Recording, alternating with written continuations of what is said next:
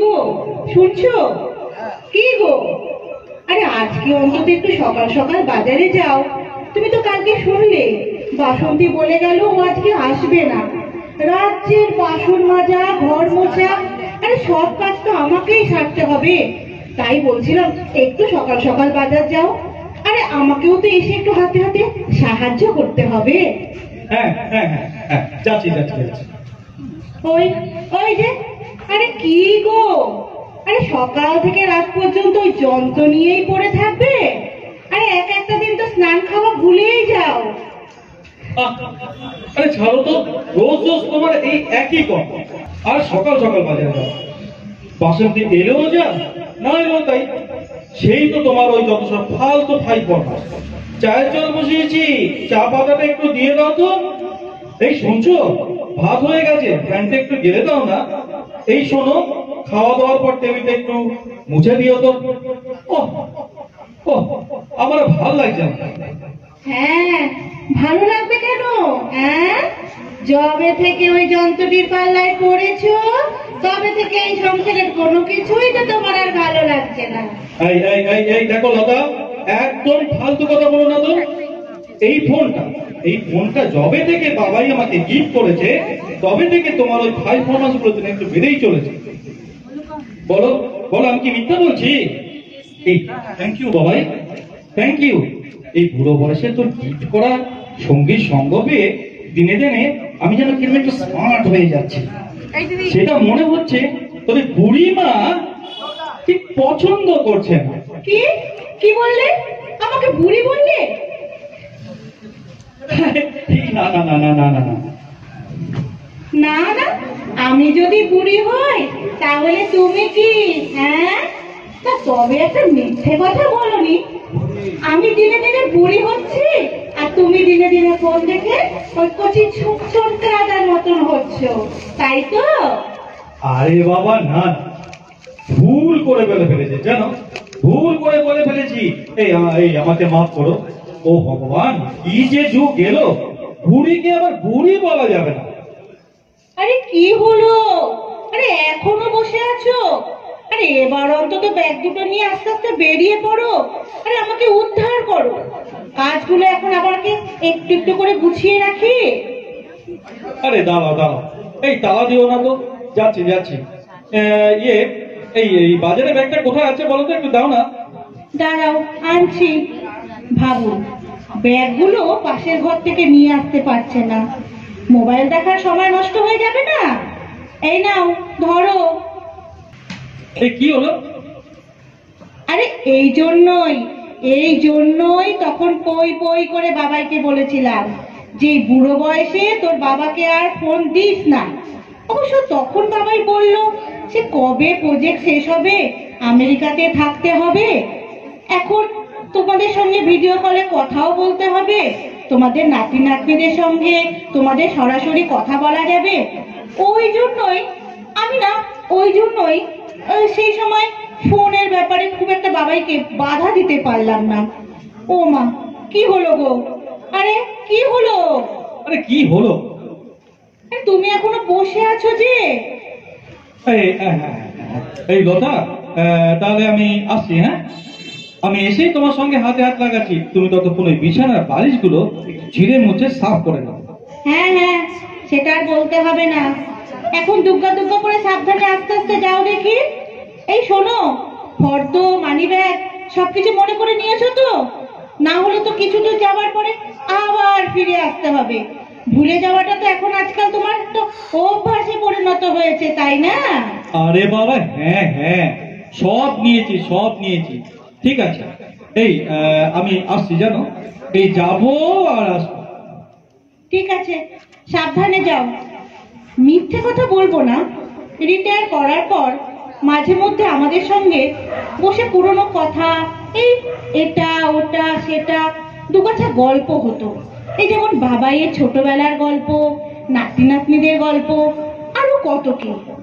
আর এই যে বাবাইয়ের দৌলতে এই যন্ত্রটি হাতে আসার পর এ যেন এক অন্য জগতে চলে গেছে। বাবাই বলেছিল আমাকে, মা তোমাকেও একটা বড় ফোন দিই।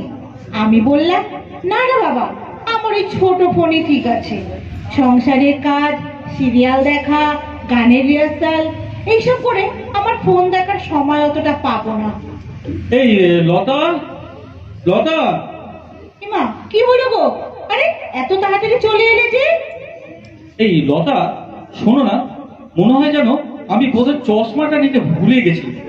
এই কোথায় যে রাখলাম একটু দেখো না। এই যে, এই হলো তো, জানতাম কিছু না কিছু তুমি ভুলে যাবে। দেখি দেখি, এই এই যে, এই তো এই তো, আরে এই তো সামনেই রেখেছো, এই নাও ধরো। হ্যাঁ হ্যাঁ হ্যাঁ হ্যাঁ, এই ঠিক আছে ঠিক আছে, এই আমি গেলাম, কেমন? মনে করে দেখো আর কিছু ভুলছো কিনা। আরে দেখো দেখো, আরে ওই যন্ত্রে বুঁদ হয়ে থেকো না। আবার শুরু করলে? এই আমি আসছি। হ্যাঁ, দেখলেন তো, আপনারা নিজেরাই সচক্ষে দেখলেন কিরকম ভুলো মনে হয়ে গেছে। তারপর কি বলুন তো, এই যে রোজ রোজ খবরের কাগজে, টিভিতে দেখছি না, এই ফোনই হচ্ছে যত নষ্টের গোড়া। সবচেয়ে বড় কথা কি বলুন তো, এই ফোন মানুষের সাথে মানুষের বিচ্ছিন্ন করে দিচ্ছে। এই যে যেমন আমরা, তার জ্বলন্ত প্রমাণ। আমার এই দুটো প্রাণী, এই যে দেখছো, ঠিক মানে কি বলবো আর কি, এই যা দেখেছো, ফোনটাই ফেলে গেছে।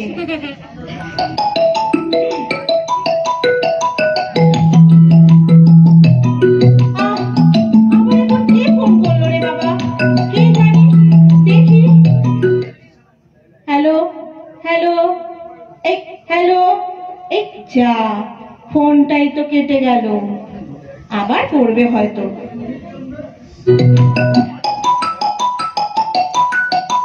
এই দেখো আবার করেছে, দেখি। হ্যালো হ্যালো, হ্যাঁ হ্যাঁ, কে বলছেন? না, উনি তো বাজারে গেছেন।